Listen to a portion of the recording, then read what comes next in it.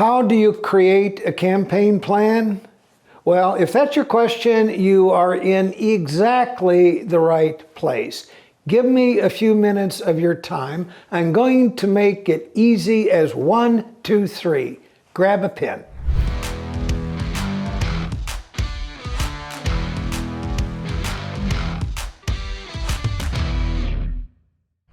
If you're in politics, you may have heard of a book written by Sun Tzu. The title of it was The Art of War. Sun Tzu made one of the most profound statements about warfare ever made, which is that you figure out a way to win the war before it's fought. That is what a campaign plan is. We're going to do a deep dive into how it's done so that you can follow Sun Tzu's advice and figure out how you prevail before you ever fight it out in the campaign. We're going to cover some real important pillars in any campaign plan. There are a total of 5 of them that we're going to cover in this video.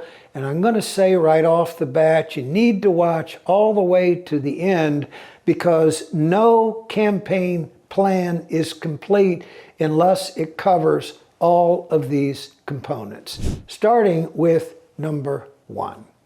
What is your campaign message? Without a good campaign message, you will have trouble raising money.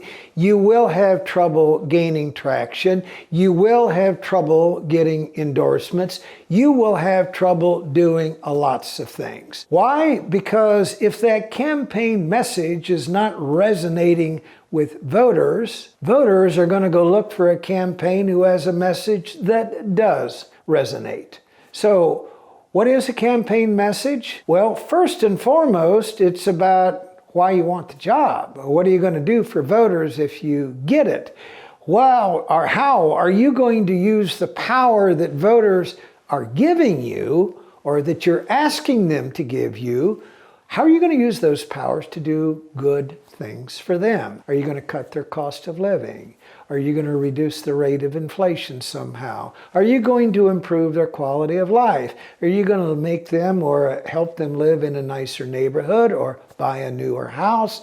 Are you going to vote the way they would like you to vote when you get to Washington, D.C. if you're running for Congress? That is the core of your campaign message, because here's the truth. The principal concern of voters when they're making a decision in an election is what they get out of voting for you. You have to give them a pretty good reason to vote for you if you want their vote. Now, there are other components of that message. They're going to need to know that you got your feet on the ground, that you're qualified to do the job. They're going to want to know that your moral code and your notions of right and wrong are in the right place so they know what kind of core principles guide you. They're going to want to know what makes you better than your opponent. Those are secondary components of a campaign message, but it is part and parcel the most important pillar in your campaign. That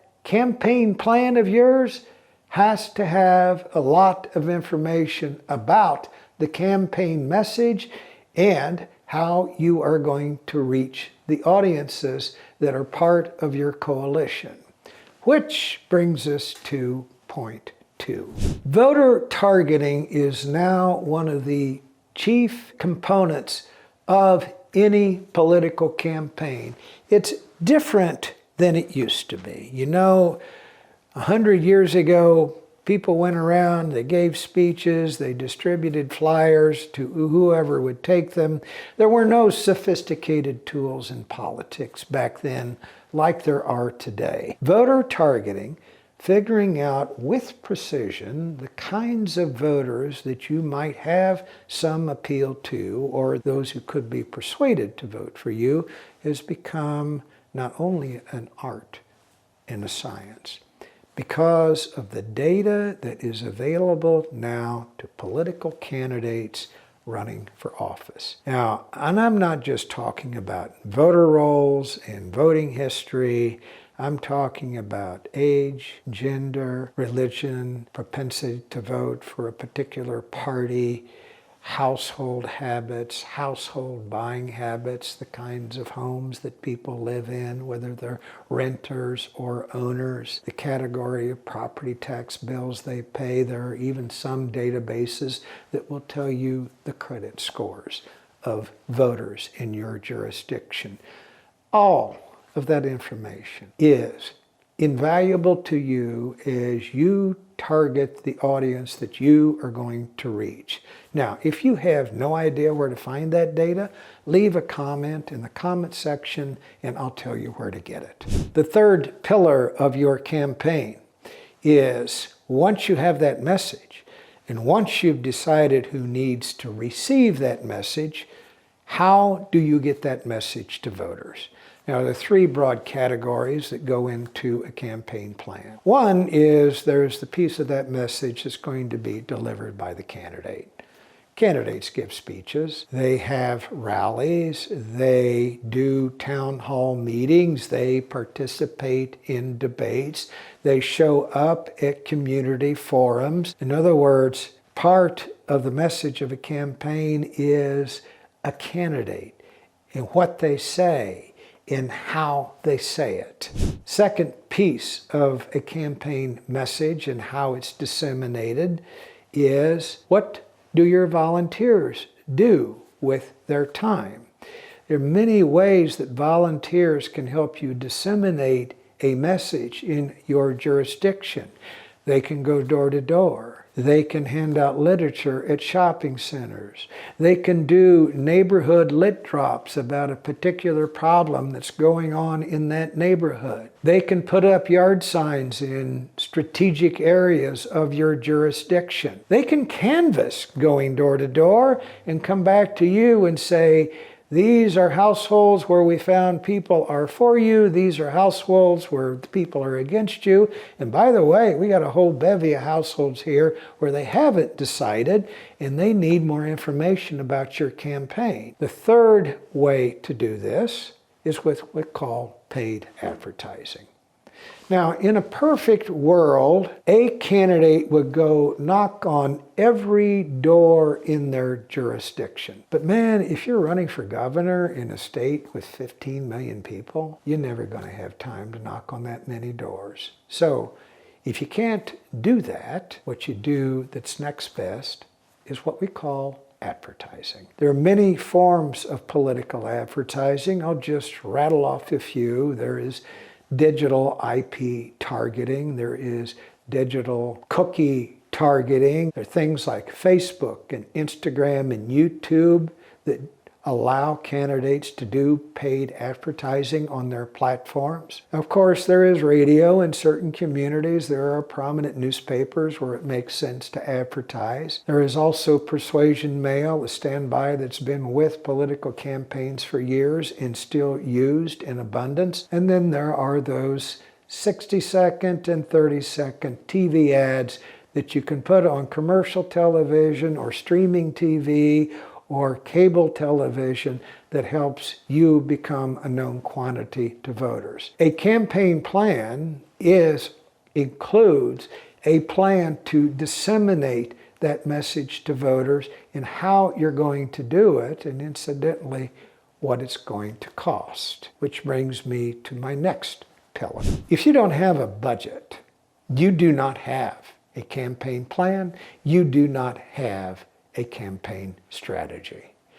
And once you've looked at all of those things, the advertising that you can do, figure out how much money you're going to need for your headquarters staff and how much money you're going to need to use all of those advertising avenues available to you. This does require real research.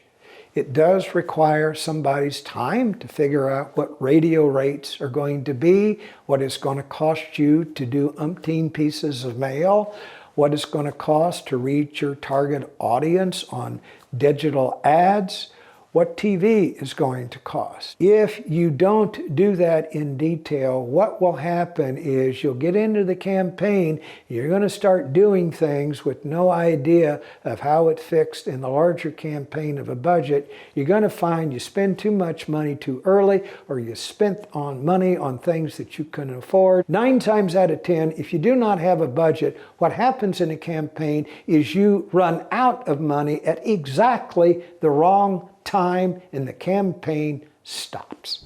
Which brings me to that 5th pillar of your campaign plan. Once you have a budget, you need to spend a little bit of time figuring out how you're going to raise it. How much are you going to be able to raise from the people you call who are willing to give to you? Who are the surrogates that you know who can go out on your behalf and raise money from people that they know? How much can you raise with email or text messaging? Can you raise money using direct mail? Can you hold celebrity events or dinner parties or cocktail parties? Who are the kinds of people who should be giving to you if they were properly asked? All of that is part of a fundraising plan. If you lay out your fundraising plan and you can't figure out how to raise more money with that fundraising plan than the budget costs, you need to go back to the drawing board and perhaps adjust those. Now, these are the 5 pillars of the campaign plan. Done correctly, done with precision, you should be able to figure out a way to win the war before it's fought. Take a lesson from Sun Tzu. Spend some time planning your campaign before you jam that foot on a gas pedal. I almost forgot, so thank you for staying with me. There is a video that I'm going to recommend that you watch. It's a video about how to use social media in a political campaign. I mention this because social media has become ubiquitous in politics. You can't go anywhere without using it. It is a key component of how you implement your plan. So grab a pen, go to the link below this video and watch it, because you're going to want to take notes, the do's and don'ts of social media. By the way, if you're running for office or plan to someday, I have a free gift for you. It's a book, 12 Essential Steps to Preparing for a Political Campaign. The information in there is gold. It is free to you. All you need to do is click the link below that video and the email is on its way to you.